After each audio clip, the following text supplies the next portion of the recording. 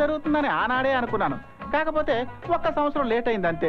మీ కంట్లో పడకూడదనే కదా కామ్గా వెళ్ళి కాకినాడలో సెటిల్ అయి పిఠాపురం వెళ్ళి పిల్లలు చూసుకుని అన్నవరంలో పెళ్లి చేసుకున్నాను. అయినా సరే మీరు నన్ను ఇలా ఎత్తుకొచ్చేసారే. బొంగురు గొంతు మామ, ఏదో పిల్లని చూసి తాళైతే కట్టాను కానీ ఇంతవరకు తాకడం కూడా తాకలేదు. ఈ లోపు నన్ను ఇలా తీసుకొచ్చి నా మెడ మీద కత్తులు పెట్టారే. మీకు ఏమైనా న్యాయంగా ఉందా?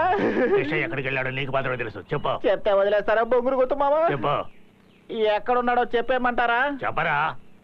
వాడు ఫారెన్ లో ఉన్నాడు. అయ్యా నిజం చెప్పాడు. కృష్ణయ్య ఫారెన్ లో ఉన్నాడు. తెలివి తక్కువ. ఫారెన్ లో ఎక్కడ? జాగ్రత్త తెగిపోద్ది. అయ్యా మీ మీసం మీద ఒట్టేసి చెబుతున్నాను, వాడు నిజంగా ఎక్కడున్నాడో నాకు తెలియదు. ఒక పని చేయి, వెళ్ళి తీసుకురా. ఏమయ్యా పెళ్ళాం పిల్లలు ఉన్నారు కదా, మీకు అసలు మనస్సాక్షి అంటూ లేదా?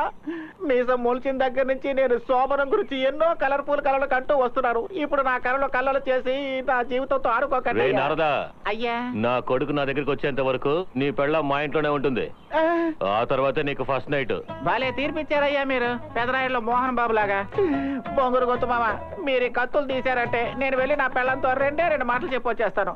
చెప్పేదేదో వాడికి చెప్పు, వాడు వెళ్ళి చెప్పొస్తా. అంటే వద్దులే మామ. చెప్పు. వద్దు, చెప్తే ప్రాబ్లం అవుతుంది.